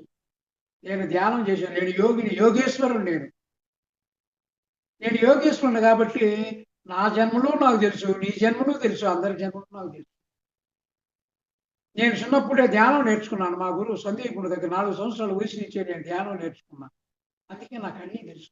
నేను యోగేశ్వరుడు అయ్యా. నువ్వేం నేర్చుకున్నావు? ద్రోణాచార్య దగ్గర విడి విద్య నేర్చుకున్నావు, ఆ విద్యలు నేర్చుకున్నావు, యుద్ధ విద్యలు నువ్వు నేర్చుకున్నావు. అందువల్ల నీకు నీ జన్మలు తెలియదు, ఎవరి జన్మలు తెలియదు. కాబట్టి నువ్వు ఈ జన్మలు ఈ విధంగా ఉంటాయి. నువ్వు ఇదే జన్మ ఆఖరి జన్మ అనుకుంటున్నావు. ఇక జన్మలు ఇంతకుముందు లేవు, తర్వాత ఉండవు అనుకుంటున్నావు. కానీ అది కాదు. ఈ జన్మ అనేటువంటి జన్మలు ఎన్నో గడిచిపోయినాయి ఇప్పటికీ. అయితే ఈ జన్మలు కూడా మనము మొదట్లోనే మనం జ్ఞానవంతులం కాము. మనం పుట్టంగానే మొదటి జన్మల్లో మనం జ్ఞానవంతులం అవుతామంటే అది కూడా కాదు చెప్తున్నాడు. బహూనాం జన్మనామంతే జ్ఞానావాన్ మాం ప్రపద్యతే. ఓ అర్జున, మరి ఎన్నో జన్మల తర్వాత కానీ జన్మలు ఎత్తి ఎత్తి ఎత్తి ఎన్నో జన్మలు, ఆ తమో గుణంలో కొన్ని జన్మలు, రజో గుణంలో కొన్ని జన్మలు, సాత్విక గుణంలో ఈ విధంగా జన్మలు ఎత్తి ఎత్తి ఎత్తి చివరికి కొన్ని వందల జన్మల తర్వాత కానీ మనకు జ్ఞానం అనేటువంటిది రాదు అంటాడు. అంటే జన్మలు చాలా ఉన్నాయని చెప్పడం. ఏ పునర్జన్మలు అనేటువంటివి ఉన్నాయి. ఎన్నో జన్మల తర్వాత కానీ మానవుడు జ్ఞానవంతుడు కాడు. మొదటి జన్మల్లో అతనికి అంత జ్ఞానం ఉండదు. చిన్నపిల్లల్లాగా బొమ్మలతో, చిన్నపిల్లలు బొమ్మలతో ఎలా ఆడుకుంటాడో ఆ విధంగా ఆడుకొని మరి కొన్ని జన్మలు రజోగుణం, కొన్ని జన్మలు తమోగుణం, కొన్ని రజోగుణం, కొన్ని జన్మలు సాత్విగుణం, ఈ విధంగా జన్మలు గడిచిపోతూ ఉంటాయి. కాబట్టి ఇవన్నీ జరిగిపోతూ ఉంటాయి. మామూలుగా ఈ ఈ ఆత్మలు కూడా అదే విధంగా శివ ఆత్మ, బాల్యాత్మ, యవనాత్మ, ప్రౌఢాత్మ, వృద్ధాత్మ, చివరికి విముక్తాత్మ, తర్వాత పూర్ణాత్మగా మారుతాయన్నమాట. కాబట్టి ఈ విధంగా ఈ యొక్క జన్మలు పునర్జన్మలు అనేటువంటివి ఉన్నాయి. దీనికి ఉదాహరణగా జన్మ పునర్జన్మ అంబ చికండిగా వచ్చి భీష్ముడిని సంహరిస్తుంది. అంటే ఈ అంబ అనేటువంటి ఆమె శిఖండిగా వచ్చి భీష్ముని సంహరిస్తుంది. అంటే ఇక్కడ పునర్జన్మ ఉంది అని చెప్పడానికి ఇది ఉదాహరణ. అదేవిధంగా అర్జునుడు తిన్నడు, అంటే భక్త కన్నప్పేనంట అర్జునుడు. ఇంతకు ముందు జన్మలో అర్జునుడు, తర్వాత తిన్నడు అంటే భక్త కన్నప్పగా అనమాట. అదేవిధంగా మనకు ఇప్పుడు చాలా ఉదాహరణలు కూడా ఉన్నాయి. మరి చిన్నప్పుడు 4-5 సంవత్సరాల అమ్మాయి, నేను పలాని ఊర్లో నా భర్త ఉన్నాడు, నా పిల్లలు ఉన్నారని చెప్పినప్పుడు అది సంచలనం అయింది ఆ వార్త. అది పోయి చూస్తే వాస్తవంగా ఆమె చెప్పింది, అమ్మాయి 4 సంవత్సరాల అమ్మాయి చెప్పింది కరెక్టే. ఆ విధంగా పోయి చూసినప్పుడు ఆ విధంగా జన్మలు అనేటువంటి ఉన్నాయి. ఎందుకు ఉన్నాయి? ఎందుకు చాలా మంది నమ్మడం లే, ఇది ఆఖరి జన్మ, ఇక జన్మలు లేవు, ఇంతకుముందు జన్మలు లేవు, తర్వాత జన్మలు ఉండవు అని అంటుంటారు. కానీ చాలా ఉన్నాయి. ఆ జన్మలు అనేటువంటి జన్మ పునర్జన్మ అనేటువంటి ఉన్నాయి అని మనం కొన్ని ఉదాహరణలు కూడా మనకు చెప్పుకుంటాం. అవన్నీ వివరాలుగా చెప్పుకోవాలంటే మనకు టైం చాలు. తర్వాత కర్మఫల సిద్ధాంతం. ఇప్పుడు మొదట ఆత్మ సిద్ధాంతాన్ని గురించి తెలుసుకున్నాము. రెండవది జన్మ పునర్జన్మ సిద్ధాంతాన్ని గురించి తెలుసుకున్నాము. ఇప్పుడు మూడో సిద్ధాంతం. ఈ మూడో సిద్ధాంతము ఏందయ్యా అంటే కర్మఫల సిద్ధాంతము. కర్మఫల సిద్ధాంతము. ఈ కర్మఫల సిద్ధాంతం పత్రిజీ గారు ఎలా చెప్పాడంటే, నువ్వు ఏదో తింటావు, ఏదో తాగుతావు, బాగా తాగేసావు, పడిపోతావు, రోడ్డు మీద పడిపోతావు, నేను ఎవరో తొక్కుతారు అంటే ఏంటది? నువ్వు తాగావు, అది నీ కర్మ చేసావు. ఏది తాగడం? కారణమైంది తాగావు, ఫలితమైంది నేను తొక్కారు. కాబట్టి అది కర్మ. ఆ కర్మ ఫలితము అనుభవించాల. ఎవరు ఏ కర్మ చేస్తే ఆ కర్మ అనుభవించాలా, కర్మ ఫలితం తప్పకుండా అనుభవించాలా. చేసిన వారికి చేసిన ఫలితము, చెయ్యని వారికి చెయ్యని ఫలితము అనుభవించాలా. కాబట్టి నువ్వు చేసేటప్పుడు ఏ కర్మ చేయాలో ఆలోచించి చెయ్యాలా, లేకపోతే ఆ కర్మ ఫలితాన్ని అనుభవిస్తావు. కాబట్టి నీ కర్మలు, నువ్వు ఏ కర్మ చేస్తే ఆ కర్మను నువ్వు అనుభవించాల్సిందే. మంచి కర్మ చేస్తే మంచి ఫలితాన్ని అనుభవిస్తావు, చెడు కర్మ చేస్తే చెడు కర్మ నువ్వు అనుభవిస్తావు. కాబట్టి ఈ కర్మలు అనేటువంటి నువ్వు చేసేటప్పుడు ఏ కర్మ అది ఎలాంటిదో చూసి చేయాలా అంటావు. ఇప్పుడు నువ్వు ఒకరిని చంపావు, మర్డర్ చేసావు. మర్డర్ చేసినప్పుడు ఏమవుతుంది? నేను జైల్లో పెడతారు. అది కర్మ. నువ్వు మర్డర్ చేయడం, కర్మ. ఆ కర్మ ఫలితం ఏంది? నువ్వు జైలు పాలయ్యావు. జైల్లో నువ్వు శిక్ష అనుభవిస్తున్నావు. ఒకవేళ నువ్వు ఆ జైల్లో గాని నువ్వు మంచిగా ప్రవర్తిస్తే నీకు శిక్ష తగ్గే అవకాశం కూడా ఉంటుంది. అంటే నీ కర్మను నువ్వు తగ్గించుకునే అవకాశం కూడా నీ చేతిలో ఉంది. అదేవిధంగా ధ్యానం చేస్తే ఆ కర్మలన్నీ కూడా దగ్ధం అయ్యేటువంటి పరిస్థితి కూడా ఉంది.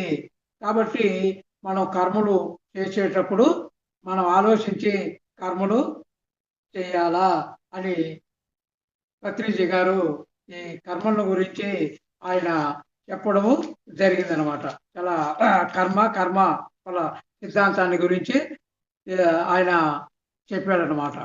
ఇప్పుడు నువ్వు అంటే ఏ కర్మ అయినా నువ్వు చెయ్యి, ఆ కర్మ యొక్క ఫలితాన్ని అనుభవించాల్సిందే.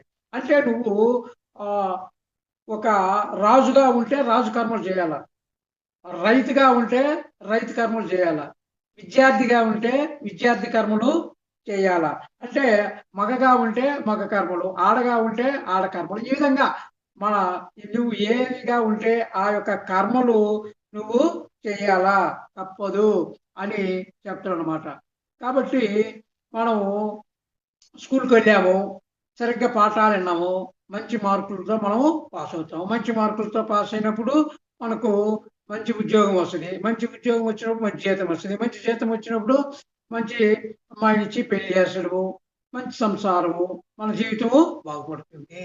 కాబట్టి ఈ కర్మ నువ్వు ఏ విధంగా నువ్వు మంచిగా చేసుకుంటూ పోతే, మంచిగా చదివితే మంచి మార్కులు వస్తే, మంచిగా పాస్ అయితే, మంచి ఉద్యోగం వస్తే, అంటే ఎంత మంచి చేస్తే మంచి జరుగుతుంది నీకు. చివరికి నీ జీవితం ఆనందంగా అవుతుంది. అలా కాకుండా నువ్వు చెడు చేసుకుంటే నీ జీవితం అంతా కూడా చెడుగానే ఉంటుంది. ఆ ప్రభావము అలా ఉంటుంది.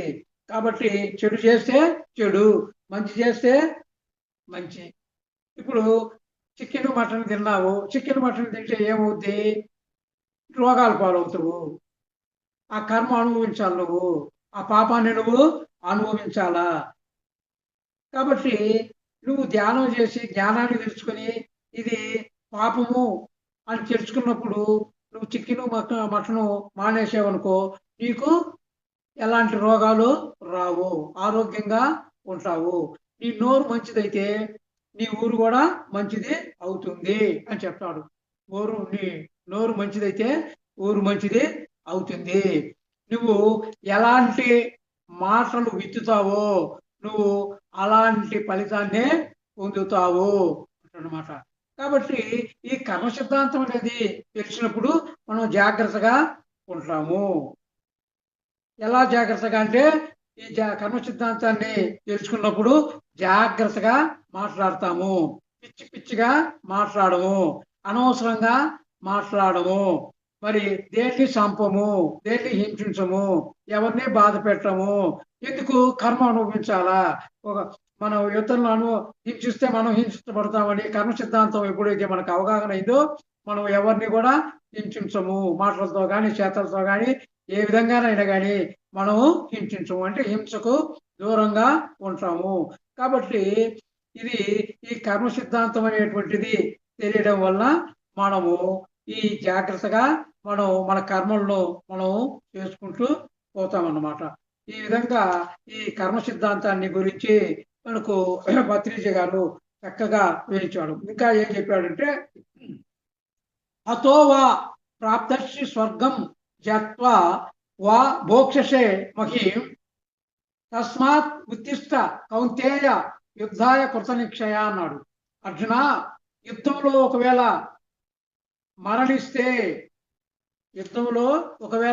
నువ్వు కానీ మరణిస్తే నువ్వు ఆ స్వర్గలోకానికి వెళ్తావు. స్వర్గలోక ప్రాప్తి అనేటువంటిది నీకు దొరుకుతుంది. లేదు, ఒకవేళ జయిస్తావనుకో, ఒకవేళ నువ్వు జయించినప్పుడు ఏమిటి? రాజ్యాన్ని అనుభవిస్తావు. రెండు మేలే నీకు. నువ్వు చనిపోతే ఏమవుతుంది? స్వర్గానికి వెళ్తావు. ఒకవేళ రాజ్యాన్ని జయిస్తే నువ్వు రాజ్యాన్ని అనుభవిస్తావు. జయించే నువ్వు రాజ్యాన్ని అనుభవిస్తావు. కాబట్టి నువ్వు యుద్ధం చేయటానికి కృతనిశ్చుడు అయ్యి ఉండు అని చెప్తాడనమాట. ఎందుకు యుద్ధం అంటే ఇది ధర్మ సంస్థాపనార్థం. ధర్మం కోసం యుద్ధం చేయాలి నువ్వు. ధర్మం కోసము యుద్ధము చేయాల. యుద్ధం చేయకుండా తిరిగి పోతే అది నీ ఇష్టం. యుద్ధం చేయాల. ఎందుకంటే ఇక్కడ ధర్మ సంస్థాపనం కోసం మనం యుద్ధము చేయాలా. కాబట్టి ఇది ఆ కర్మ నువ్వు చేయాల. ఆ కర్మ ఫలితాన్ని నువ్వు అనుభవించడు. ఎందుకు అనుభవించడు? నీ సొంతంగా నీ కోసం చేయడం లేదు. ఇది ధర్మం కోసం చేస్తున్నావు. ఈ కర్మ ఎలా చేస్తున్నావు? నువ్వు ధర్మం కోసం చేస్తున్నావు. నీ సొంతం కాదు, నీ వ్యక్తిగతం కాదు. కాబట్టి ఈ కర్మ నువ్వు చేయాలి. ఈ కర్మ చేయటానికి కార్యోముఖుడివి కా అని చెప్తాడు అన్నమాట. కాబట్టి ఇంకా ఏం చెప్తాడంటే, కర్మణ్యే వాధికారస్తే మా ఫలేషు కదాశన మా కర్మ ఫల హేతుర్భు మాతో సంగోస్వ కర్మని అని చెప్తాడు. నువ్వు కర్మలు చేయడానికి మాత్రమే కానీ ఆ కర్మ ఫలితాన్ని అనుభవించడానికి నీకు అధికారం లేదు. నువ్వు కర్మలు చేస్తూ పోతూ ఉండడమే. ఆ కర్మ ఫలితాన్ని అనుభవించడానికి నీకు అధికారం లేదు. ప్రతిఫలాక్షతో కర్మలు చేయొద్దు.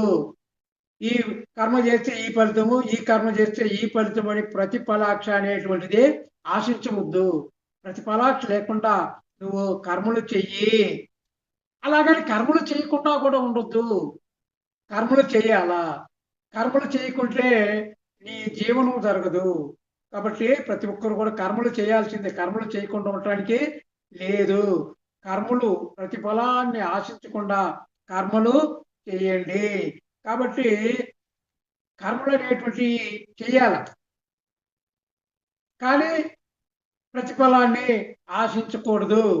కాబట్టి నువ్వు జీతం అంటే ఉద్యోగం చేసే వాళ్ళకు 1వ తేదీ నుంచి 30వ తేదీ చేస్తే కానీ నెలాకన్నా జీతం వస్తుంది. నువ్వు ముందు కర్మలు చేస్తే ఆ తర్వాత దాని ఫలితము ఉంటుంది అన్నమాట. అదేవిధంగా రైతు దుక్కి దున్ని నేల సదును చేసి అందులో గింజలు నాటితే తర్వాత కొద్ది రోజులకు ఆ ఫలితం వస్తుంది. కాబట్టి ఆ కర్మలు చేయాలి. కర్మలు చేసిన తర్వాత ఆ ఫలితమైనటువంటిది మనకు వస్తుంది. కాబట్టి కర్మలు అనేటువంటి మనము చేయాలా. ఫలితాన్ని ఆశించకూడదు. కాబట్టి మనకు ఈ జన్మలోనే కదా, గత జన్మల నుంచి కూడా కొన్ని కర్మలు వస్తాయి. మనం ఇప్పుడు కష్టాలు నష్టాలు అనుభవిస్తూ ఉండమంటే దానికి కారణం ఏంటంటే గత జన్మలో చేసినటువంటి కర్మలు, పాపకర్మలు. ఇప్పుడు మనం సుఖంగా భోగభాగ్యాలు అనుభవిస్తూ ఉన్నామంటే అది కూడా గత జన్మలో చేసినటువంటి పుణ్యకర్మలు. కాబట్టి ఈ కర్మకు ఏ కర్మ చేసినా ఆ కర్మకు ఫలితము అనేటువంటిది తప్పకుండా ఉంటుంది. కాబట్టి మనము ఏ కర్మలు చేయాలా అనేటువంటిది మనం ఆలోచించి చేయాలా. మంచి కర్మలు చేయాలా. మంచి కర్మలు చేస్తే మనకు మంచి జరుగుతుంది. చెడు కర్మలు చేస్తే చెడు జరుగుతుంది. కాబట్టి మనం ఈ కర్మ సిద్ధాంతం మనకు అర్థమైందంటే మనం మంచి కర్మల్నే మనము చేస్తాము. కాబట్టి ఈ కర్మ సిద్ధాంతాన్ని మనము చక్కగా అవగాహన చేసుకోవాలన్నమాట. అంటే కర్మ సిద్ధాంతం మెయిన్గా ఏంటంటే మనం పాపం చేస్తే రోగాలు వస్తాయి, పుణ్యం చేస్తే భోగాలు వస్తాయి అనేది. అంటే మంచి కర్మలు చేస్తే మంచి ఫలితాలు, చెడు కర్మలు చేస్తే చెడు ఫలితాలు. నువ్వు ఏ విత్తనం నాటితే ఆ పంటనే పోసుకుంటావు. కాబట్టి అది కర్మ సిద్ధాంతం మెయిన్ కాన్సెప్ట్ అనమాట. కాబట్టి ఈ కర్మ సిద్ధాంతం తెలిస్తే మనం జాగ్రత్తగా మాట్లాడతాము, మంచి పనులు చేస్తాము, ఎరుకుతో ఉంటాము, ధ్యానం మీద ఎక్కువ ధ్యాస పెడతాము. ధ్యానం చేసి జ్ఞానాన్ని సంపాదించుకుని మంచి కర్మలను మాత్రమే మనం చేస్తూ ఉంటాము. ఈ కర్మ ఫలాన్ని తప్పించుకోవటానికి ఎవరికి అది సాధ్యము కాదు. ఎందుకంటే మనకు తెలుసు, మన అందరికీ తెలుసు. మరి దేవకి వసుదేవుడు శ్రీకృష్ణుడు 14 సంవత్సరాల తర్వాత జైలు నుంచి విడిపించడానికి పోయినప్పుడు ఆ దేవకి, నాయనా కృష్ణ, నువ్వు చాలా శక్తివంతుడివి, బలవంతుడివి, మరి చిన్నప్పుడే నువ్వు రాక్షసులు సంహరించావు, నువ్వు గొప్ప శక్తి నీలో ఉంది. కానీ తల్లిదండ్రులమైన మమ్మల్నే మరి ఇన్ని సంవత్సరాలు 14 సంవత్సరాలు జైల్లో మగ్గిపోతుంటే చూస్తూ ఉన్నావు. ఇప్పటికి వచ్చావా 14 సంవత్సరాలు నాయన అంటే, అప్పుడు కృష్ణ భగవానుడు చెప్తావు, అమ్మా గత జన్మలో నువ్వు కైకేయి తల్లి కాబట్టి నన్ను ఆ కౌశల్య మాతకు నన్ను 14 సంవత్సరాలు దూరం చేసి అడవులకు పోయిపోయావమ్మా. ఆ కర్మ నువ్వు ఇప్పుడు అనుభవిస్తున్నావు. ఆ కర్మ ఫలితం అనుభవించాల తప్పదు అని చెప్పాడు. అంటే దీన్ని బట్టి కర్మ అనేటువంటిది తప్పించుకోవటానికి ఈ జన్మ కాకుండా ఇంకొక జన్మ ఏ జన్మలోనైనా దాన్ని మనం తప్పించుకోలేము అనేది మనకు అర్థం అవుతూ ఉంది. కాబట్టి ధృతరాష్ట్రుడు కూడా అంతే 100 కుమారుల్ని పోగొట్టుకున్నాడంటే ఆయన కూడా ఆ కర్మే అంశలు గుడ్ల నుండి కూడా అంశలను ఆ గుడ్డి వాటిని చేసి వాటిని 100 గుడ్లను అన్నింటిని కూడా పాల్గొట్టి వాటిని నాశనం చేశాడు పిల్లలు రాకుండా. అందుకే 100 మంది పుత్రులు కూడా పోగొట్టుకున్నారు. ప్రతి ఒక్కరికి కర్మ ఉంటుంది. ఏదో దానికి కారణం లేకుండా కారణం అనేటువంటిది ఉండదు. కాబట్టి ఆ కర్మ ఫలితాన్ని ఎవరు కూడా తప్పించుకోలేరు. ఎంతటి వాళ్ళైనా కానీ తప్పించుకోవటానికి వీలు లేదు. ఇప్పటి వరకు మనము ఆత్మ సిద్ధాంతాలని గురించి తెలుసుకున్నాము, జన్మ పునర్జన్మ గురించి తెలుసుకున్నాము, కర్మఫల సిద్ధాంతాన్ని 3 సిద్ధాంతాల గురించి మనం తెలుసుకున్నాం. ఇప్పుడు 4వ సిద్ధాంతము పురోగమన సిద్ధాంతము. ఈ పురోగమన ఆత్మకు ఎప్పుడు పురోగమనే, తిరోగమనము లేదు. నువ్వు ఏమైనా చెయ్యి పురోగమనమే, తిరోగమనం అంటూ ఆత్మకు లేదు. నువ్వు జన్మ ఎత్తినా జన్మ ఎత్తకపోయినా ఏ లోకంలో ఉన్నా ఆత్మకు పురోగమనమే కానీ తిరోగమనము ఉండదు. అంటే ఇప్పుడు స్టూడెంట్ ఉన్నాడు, స్టూడెంట్ మొదటిసారి 10 మార్కులు సంపాదించుకుంటాడు, తర్వాత 15, తర్వాత 20 అట్లా గ్రాడ్యువల్గా సంపాదించుకుంటూ పోతా ఉంటాడు. ఒకవేళ ఆ 10 మార్కులు అలాగే ఉంటాడు, తిరోగమనం ఉండదు. తిరోగమనం అనేటువంటిది ఆత్మకు తిరోగమనం అనేటువంటిది ఉండదు, పురోగమనమే ఉంటుంది. కాబట్టి ఈ పురోగమనము సిద్ధాంతంలో ఆత్మకు పురోగమనమే గాని తిరోగమనము అంటూ ఉండదు. ఎందుకంటే ఆత్మ ఎప్పుడూ నేర్చుకుంటూనే ఉంటుంది. దాని పని అదే, నేర్చుకోవడమే.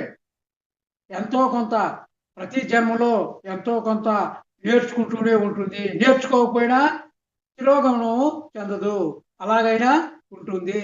కాబట్టి ఈ ఆత్మకు ఎక్కడా కూడా తిరోగమనము అనేటువంటిది లేదు, అంతా పురోగమనమే.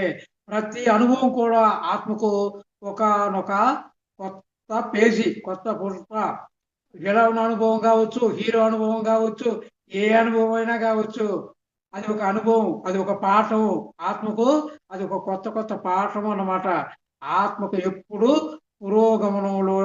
పురోగమనమే, తిరోగమనం అంటూ ఉండదు. అదే పురోగమన సిద్ధాంతము. ప్రతిదీ మనకు ఉపయోగపడేది.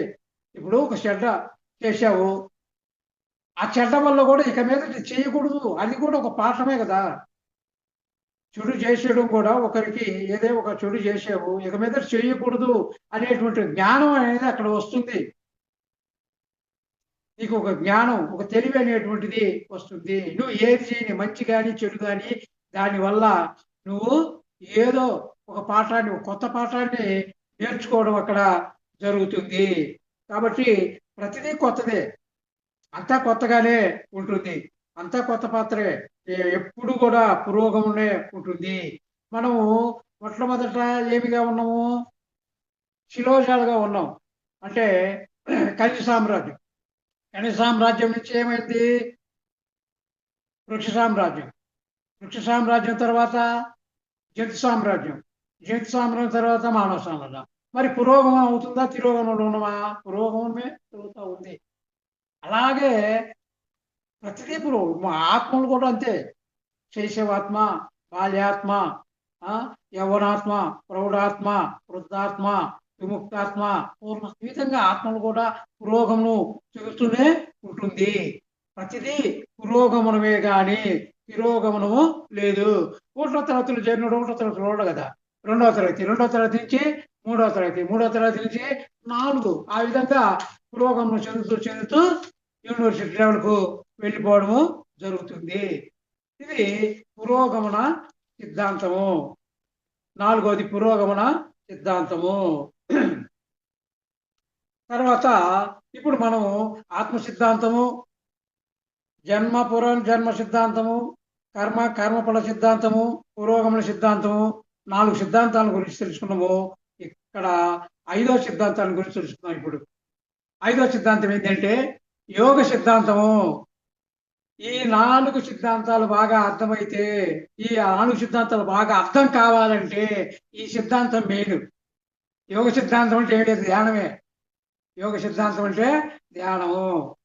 ఈ సిద్ధాంతం బాగా అర్థమైతే ఆ సిద్ధాంతాలన్నీ కూడా బాగా అర్థమవుతాయి. ఈ సిద్ధాంతం అర్థం కాకుంటే ఆ సిద్ధాంతాల అవగాహన ఉండదు. కాబట్టి ఈ యోగ సిద్ధాంతాన్ని బాగా అవగాహన చేసుకోవాలి. యోగ సిద్ధాంతాన్ని బాగా అవగాహన చేసుకోవాలా. ఈ యోగ సిద్ధాంతం అంటే ధ్యానం చేయడమే. యోగం అంటే ధ్యానము. ఈ ధ్యానం చేయడం వల్ల ఈ అన్ని సిద్ధాంతాలను బాగా అవగాహన చేసుకుంటాడు. అర్జునుడు ఒకసారి శ్రీకృష్ణ పరమాత్మను అడుగుతాడంట, ఏంది వాళ్ళంతా కళ్ళు మూసుకొని కూర్చొని ఉన్నారు అంటే, అప్పుడు కృష్ణ పరమాత్మ తపస్వి ఏం చెప్తున్నాడంటే, భగవద్గీత శ్లోకం, తపస్వి ద్యోధికో యోగి జ్ఞాని భ్యోపి మతోధిక కర్మభ్యస్యాది కో యోగి తస్మాద్యోగి భవార్జున అంటాడు. అర్జున, తపస్సు చేసిన వారికంటే, తపస్సు అంటే ఇక్కడ ఏదంటే అసయోగము, అది తపస్సు. కాళ్ళ మీద నిలబడి చేయడము, ఇలాంటి శరీరాన్ని కష్టపెట్టడం, ఆ యొక్క తపస్సు చేసినటువంటి వాళ్ళకంటే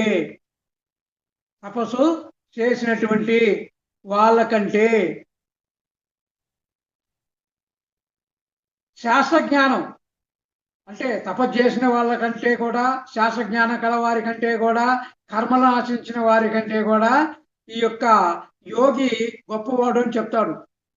యోగి గొప్పవాడు అంటే తపస్సు అంటే అటయోగాలు ఉన్నాయి కదా, అవి శరీరంతో చేసేటువంటి అటయోగాలు, ఒంటికాలతో నిలబడము, ఇలాంటివన్నీ అంటే శరీరాన్ని సృష్టింపజేసేటువంటి ఆ యొక్క ప్రక్రియల్ని ఇక్కడ తపస్సు అనేటువంటిది ఉపయోగించారన్నమాట. తపస్సు అంటే అది అటయోగము. ఇవన్నీ కూడా ఇది శాస్త్రాల అధ్యయనం. శాస్త్రాలు అంటే మన పుస్తకాలన్నీ చదివి పాండిత్యం నేర్చుకునేటువంటి వాళ్ళు పండితులు అన్నమాట. వాళ్ళు ఏదైనా అనర్గళంగా చెప్పగలిగేటువంటి ఆ పండితులు. వాళ్ళకంటే కూడా పుస్తకాలను గ్రంథస్థం చేసి బాగా చదువుతున్నారు కదా, అటువంటి ఆ పండితుల కంటే కూడా, అంటే కర్మలు చేసేటువంటి వాళ్ళు, ఈ కర్మలు చేసేటువంటి వాళ్ళు ఆ కర్మయోగుల కంటే కూడా జ్ఞానయోగి గొప్పవాడు అని చెప్తాడనమాట. అటువంటి అంటే ఈ యొక్క తపస్సు చేసేవారి కంటే, కర్మలు చేసేవారి కంటే, ఈ జ్ఞానాన్ని పొందే వాళ్ళందరికంటే కూడా గొప్పవాడు ఎవడయ్యా అంటే ఈ యోగి. కాబట్టి నువ్వు యోగివిక అర్జున అంటాడు. వీళ్ళందరికంటే గొప్పది యోగత్వము. కాబట్టి నువ్వు యోగివిక అని అర్జునుడితో చెప్తాడు. ఇది యోగ సిద్ధాంతం. ఈ యోగ సిద్ధాంతంలో ఇప్పుడు దీనికి ఉదాహరణగా అనేకం మనం చెప్పుకోవచ్చు. రత్నాకరుడు అంటే వాల్మీకి మొదట ఒక దొంగ. ఆ దొంగ ఈ యొక్క నారదుడి ప్రభావం వల్ల ఆయన ఏమయ్యాడు, ఒక గొప్ప కవిగా మారాడు, రామాయణాన్ని రాశాడు. అదేవిధంగా విశ్వామిత్రుడు కౌశికుడు రాజు. ఆ రాజు ఏమయ్యాడు, ఒక చక్రవర్తి. ఆ చక్రవర్తి ఒక మహర్షి అయ్యాడు, రాజర్షి అయ్యాడు యోగం వల్ల, అంటే ధ్యానం ఫలితం వల్ల. అదేవిధంగా అంగుళీమాలుడు మన అందరికీ తెలుసు, ఇవన్నీ వివరాలుగా చెప్పే టైం లేదు. ఈ అంగుళీమాలుడు బుద్ధుడు, ఆయన కూడా ఒక బుద్ధుడు అవుతాడు. బుద్ధుడిని చంపడానికి పోయి బుద్ధుడిని చూసి ఆయన మారిపోతాడు. బుద్ధుని యొక్క ప్రభావానికి ఆయన ఆరాకు ఆయన తేజస్సును చూసి ఆయన అంతకుముందు ఎంతో మందిని చంపి 99 ఎన్నో అంగుళి మారుడు అంగుళి విరాలను ఆ మెల్లో వేసుకున్నాడు, కట్ చేసి చంపి వేలను ఆ మెల్లో వేసుకున్నటువంటి వాడు అంగుళి మారుడు. అటువంటి అంగుళి మారుడు కూడా ఒక బుద్ధుడిగా మారారు. అంటే యోగ సిద్ధాంతం వల్ల యోగత్వం మనకు ప్రాప్తిస్తుంది. అదే శ్రీకృష్ణ భగవానుడు కూడా అర్జునుడికి యోగివికా నాయన అని చెప్తాడు. తర్వాత చివరిది అనేకానేక సిద్ధాంతము. చివరిది అనేకానేక సిద్ధాంతము. ఇది 6వ సిద్ధాంతము. పత్రిజీ గారు చెప్పినటువంటి 6వ సిద్ధాంతం.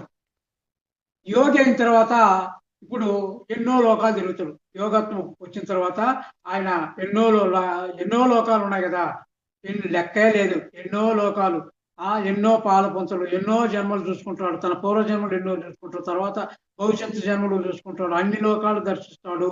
కాబట్టి మరి వీళ్ళందరూ అనేక లోకాలు తిరిగి వచ్చినటువంటి వాళ్ళు వీళ్ళందరమాట. కాబట్టి వీళ్ళందరూ కూడా అనేకం అంటే ఇక్కడ ప్రతిదీ ఇన్ఫినిటీ, అనంతం. అంతా కూడా అనంతం. లోకాలు తీసుకో, లేకుంటే జన్మలు చూసుకో, ఏదైనా తీసుకో, అనంతమే. అంతా కూడా అనంతమే. అది అనేక సిద్ధాంతాలు. ఇప్పుడు ఒకసారి శ్రీకృష్ణుడిని అర్జునుడు అడుగుతాడు, ఏం వీళ్ళంతా కళ్ళు మూసుకొని కూర్చొని ఉన్నారంటే ఆయన శ్రీకృష్ణుడు చెప్తున్నాడు. ఒక ఆయన అంటే ఆ యోగంలో తాను దర్శించినటువంటి ఆయన ఆశ్చర్యంగా తాను చూసినటువంటి దాన్ని ఒకరికి చెప్తున్నారు, ఇంకొకడు ఆశ్చర్యంగా వింటున్నాడు, ఇంకొక ఆయన మరి చూస్తున్నాడు, ఒకరు చెప్తున్నారు, ఒకరు వింటున్నారు. కాబట్టి ఈ విధంగా వాళ్ళు ధ్యానం చేసి ఆ ధ్యానం చేసినటువంటి వచ్చినటువంటి అనుభవాలను ఇతరులకు చెప్తూ ఉన్నాడు. వాళ్ళు కళ్ళు మూసుకొని కళ్ళు మూసుకొని ధ్యానం చేసి ఆ ధ్యానంలో వచ్చినటువంటి అనుభవాలను ఇతరులకు చెప్తూ ఉన్నాడు అని ఇక్కడ చెప్పడము జరిగింది. టైం అయిపోయింది అనుకుంటా.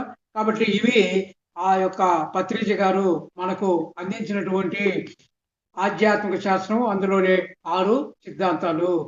మొట్టమొదటిది ఆత్మ సిద్ధాంతము, 2 జన్మ పునర్జన్మ సిద్ధాంతము, 3వది కర్మఫల సిద్ధాంతము, తర్వాత యోగ సిద్ధాంతము, పురోగమన సిద్ధాంతము, అనేక సిద్ధాంతాలు. ఈ యొక్క 6 సిద్ధాంతాలను కానీ ఎవరైనా సరే మనం అవగాహన చేసుకున్నప్పుడు మనము మన జీవితంలో ఆనందంగా జీవిస్తాము. మరి ఆత్మ అంటే తెలుసుకుంటాము. నేను శరీరం కాదు ఆత్మ అని తెలుసుకున్నప్పుడు ఇంకా భయమే లేదు. కర్మల గురించి తెలుసుకున్నప్పుడు కర్మలు చేయకుండా ఉంటాము. జన్మ అంటే ఆ జన్మల గురించి వీటన్నిటి గురించి కానీ అవగాహన వచ్చిందంటే మనం ఆనందంగా జీవిస్తాము. ఆనందంగా జీవించడానికి ఇది ఒక మార్గము అని పత్రిజీ గారు ఈ యొక్క ఆత్మ సిద్ధాంతాన్ని గురించి వివరించడము జరిగింది. అది థ్యాంక్ యూ మేడం. టైం అయిపోయింది. Thank you. చాలా చక్కగా చెప్పారు సార్. టాపిక్ ఆధ్యాత్మిక శాస్త్రం, దాంట్లో 6 సిద్ధాంతాలు. ఆత్మ సిద్ధాంతం అంటే ఆత్మ తత్వం గురించి చాలా గొప్పగా దాంట్లో నుంచి వివరించారు సార్. భగవద్గీతలో ఆత్మ అనేది ఎంత గొప్పది. ఆత్మ సిద్ధాంతము, జన్మ పునర్జన్మ సిద్ధాంతము, కర్మఫల సిద్ధాంతము, పురోగమన సిద్ధాంతము, యోగ సిద్ధాంతము, అనేక సిద్ధాంతము. ఇవన్నీ కూడా సార్ ఖచ్చితంగా పత్రి సార్ చెప్పినట్లుగా అన్ని యొక్క మూలము ఆత్మతత్వం గురించి ముందు తెలుసుకోవాలి. ఆత్మ అనేది ఎంత గొప్పదంటే శరీరం అనేది దహించివేయబడుతుంది. జన్మ అనేది తీసుకుంటున్నాము, మళ్ళా పునర్జన్మ తీసుకుంటున్నాం. ఏది ఉంటుంది, ఏది పోతుంది అని అంటే ఈ లోపల ఉండే ఆత్మ అనేది ఉంటుంది. ఎప్పుడు శాశ్వతంగా ఉండేది ఆ పరమాత్మ తత్వం అనేది ఎప్పటికీ ఉంది. బట్టలలాగైతే ఎంత సులువుగా అయితే మార్చి పడేసేసి ఉతుకుతూ ఉన్నామో అలాగా మనము వాషింగ్ మిషన్ వేసినట్లుగా ఇక్కడ భూమిలో పెట్టేస్తున్నాం, లేకపోతే అగ్నిలో ప్రకృతిలో కలిపేస్తున్నాం, వెళ్ళిపోతూ ఉన్నాం.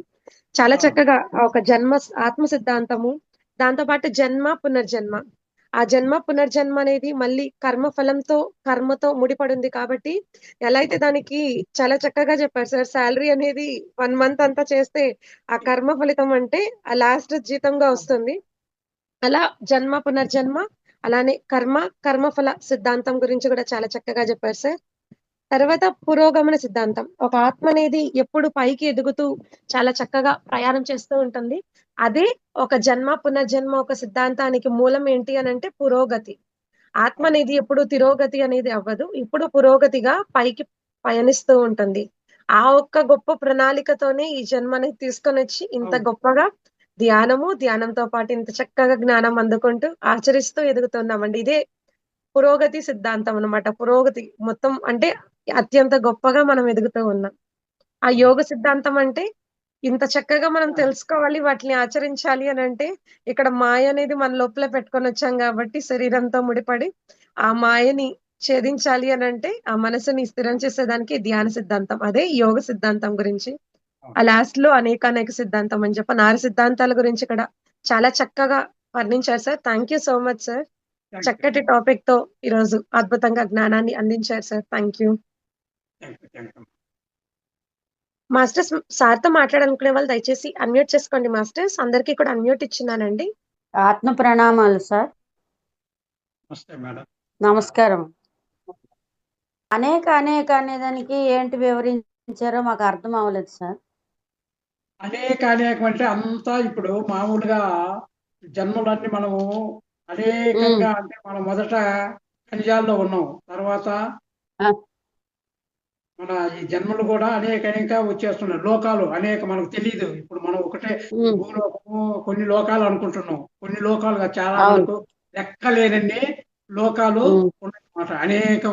మనం అన్ని కూడా అనేకమే. అనంతము అనేటువంటిది ఆ, అని దాని అర్థం. ఉమ్, అనేకం అంటే ఎన్నో ఇప్పుడు ఎన్నో జన్మలు మనం తీసుకుంటాం. అనేక జన్మలు మనం గతంలో ఉమ్, మనం చూసుకుంటూ ఉన్నాం. తర్వాత ఇప్పుడు ఉమ్, ఖనిజ సామ్రాజ్యము, వృక్ష సామ్రాజ్యము, దైత్య సామ్రాజ్యము, మానవ సామ్రాజ్యము, ఈ విధంగా అనేక ప్రతిదీ అనేకము, ప్రతిదీ లిమిట్ కాదు, అనేకం ఉన్నాయి అని చెప్పడం దాని ఓకే ఉద్దేశం. అనేకం. Okay sir. మరి ఆ, జీవహత్య మహాపాపం అని అంటారు కదా సార్. అవునమ్మా. మరి ఆ, అర్జునుడు ఒక జీవిని చంపమని చెప్పారంటే దాని గురించి మాకు అర్థం అవ్వలేదు. ఈ ఆ, కురుక్షేత్రం యుద్ధం గురించి. అక్కడ అర్జునుడు కృష్ణుడు ఏం చెప్తాడంటే, ఆ, చంపేది నువ్వు కాదు, ఉమ్, చంపేది ఇది నీ కోసం నువ్వు చంపడం లేదు, ధర్మాన్ని రక్షించడానికి ఏ పని చేసినా, ధర్మం కోసం ఏ పని చేసినా అది తప్పు కాదు అంటాడు. ధర్మం కోసం చేస్తే, ఉమ్, నీ కోసం చేస్తే తప్పు అవుద్ది. అది ధర్మం కోసం, ఉమ్, ధర్మాన్ని రక్షించడానికి నువ్వు ఏ పని చేసినా అది హింస అయినా హింస కాదు, ఉమ్. అది కర్మ అయినా అయితే అకర్మే సార్ అంటాడు. చిన్న మాట, ఇప్పుడు మన ఇంట్లో మనం నడిచే త్రోవలో చీమలన్నీ ఎక్కువ అయిపోతాయి. అది మనకు తెలియదు కదా. మనకు అప్పుడు తెలీదు. మనం ఏదైనా మందు తెలియనప్పుడు వేస్తాం కదా, అది తెలియనప్పుడు తప్పే అది అంటారా? ఆ కర్మ మనకు పెద్దగా అంటదు. మనకు తెలిసి చేస్తే అంటది. కర్మ ఫలితం ఎక్కువ. తెలిసి చేస్తే ఉహుం, కర్మ ఫలితం ఎక్కువ. మనకు ఉమ్. తెలియదు కదా. మరి కాబట్టి తెలిసే చేస్తాం కదా సార్. ఇప్పుడు తెలిసి దోమలు చేస్తే కర్మ ఏ అనుభవించాల. తెలిసి అనుభవించాలి. చేస్తే తెలిసి చేస్తే కర్మ అనుభవించాల. ఇప్పుడు మరి మనం అవి మనకి కుడతాయి అనుకొని మనం ఏదైనా మందు పడతాం మనము కదా. దానికి మరి పెద్దలు ఏం చెప్తారంటే, ఇప్పుడు చీమలు ఉన్నాయి, చీమల మందు వాడకూడదు, ఎలుకలు ఉన్నాయి, ఎలుకల మందు వాడకూడదు, బొద్దింకలు ఉన్నాయి, ఇవి వాడకూడదు అని అన్నప్పుడు మనం ఏం చేయాలంటే అవి రాకుండా జాగ్రత్త పడాలి. ఇప్పుడు దోమలు ఉన్నాయి, దోమలు మిస్టేక్ రాకుండా జాగ్రత్త కస్టమ్స్ గిస్టమ్స్ అవి చేసుకోవాలా. ఈ బొద్దింకలు ఉన్నాయి, అది శుభ్రంగా ఉంచుకోవాలా, రాకుండా చేసుకోవాలా. వాటిని చంపకూడదు అని అంటారు. అంటే అది సాధ్యం అనుకోండి. అది ఆ, చాలా వరకు దాన్ని మనం నిరోధించలేము. అప్పుడప్పుడు జరుగుతూ ఉంటుంది, తప్పదు. కాకుంటే ఉమ్, దాన్ని ఉమ్, కూడా ఆ ఫలితం అనుభవించాలి అంటారు. ఉహుం. ఏ జీవి హింసించకూడదు, అన్ని ఆత్మలే కదా. మమాత్మ సర్వభూతాత్మ. అవును. మీరు ఓకే జాగ్రత్తగా సార్. పెట్టుకోండి. మీరు ఏదైనా ఉమ్, రాకుండా దానికి మార్గాలు ఉంటాయి కదా, ఆ మార్గాన్ని అనుభవించండి. ఉమ్. వాటిని వాంటెడ్గా వాటిని చంపకుండా మామూలుగా చనిపోతే మనం చేసేది ఏమి లేదు. అది సరే పెద్దలు సార్. చెప్పారు. ఉహుం. సరే సార్. నమస్తే. Thank you madam. Thank you so much sir. Thank you. Masters ఇంకెవరైనా చాట్‌తో మాట్లాడతారా అండి? దయచేసి అన్‌మ్యూట్ చేసుకొని మాట్లాడండి మాస్టర్స్. అందరికీ కూడా మరొకసారి అన్‌మ్యూట్ ఇచ్చానండి. సెషన్ క్లోజ్ చేసుకుందామండి. ఓకే అమ్మ. సెషన్ క్లోజ్ చేసుకుందామా సార్? ఓకే. క్లోజ్ చేస్తాను. Thank you so much sir. చాలా చక్కటి టాపిక్ తో ఈరోజు 6 సిద్ధాంతాలు తెలుసుకోవాల్సిన ఒక అద్భుతమైన జ్ఞానంని ఈరోజు అందించారు సార్. చాలా చక్కగా వివరించారు. ప్రతి ఒక్క సిద్ధాంతాన్ని ఉదాహరణతో, దాంతో పాటుగా భగవద్గీత ఒక శ్లోకాలతో దాన్ని వివరించి చాలా చక్కగా చెప్పారు sir. Thank you so much sir. నాకు అవకాశం ఇచ్చినందుకు మీకు మరీ మరీ ధన్యవాదాలు. Thank you sir. Thank you masters. అందరికీ కూడా ఎంతో చక్కగా తెలుసుకున్నాం కదండి. ఈ ఆత్మతత్వాన్ని ఎంతో గొప్పగా ప్రతిరోజు కూడా ఈ సజ్జన సాంగత్యం ద్వారా కానీ, లాస్ట్ స్వాధ్యాయంలో కానీ ఇదంతా కూడా వింటూ ఆచరిస్తూ ఆత్మను అనుభూతి పొందుతూ ఈ పురోగమనం సిద్ధాంతంలో ఇంకా గొప్పగా ఎదగాలి అని చెప్పని, ఇంకా గొప్ప ఉన్నతాత్మలుగా మనల్ని మనం తీర్చిదిద్దుకోవాలని చెప్పని మనస్ఫూర్తిగా అందరినీ కూడా కోరుకుంటున్నాను masters. Thank you so much అండి. Thank you sir once again. అందరికీ కూడా శుభరాత్రి మాస్టర్స్. Thank you.